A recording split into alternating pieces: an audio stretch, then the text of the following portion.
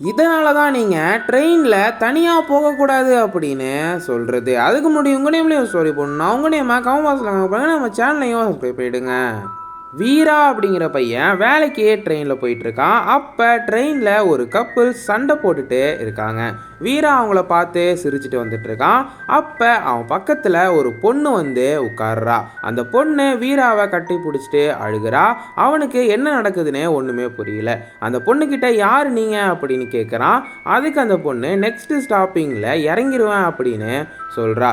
இவனுக்கு ஒன்றுமே புரியல. அடுத்த ஸ்டாப்பிங்கும் வந்துட்டு அந்த பொண்ணு இறங்கிட்டா.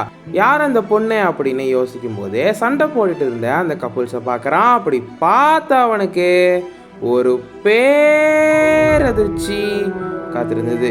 என்னன்னா அவங்க 2 பேரும் இறந்து கிடக்குறாங்க.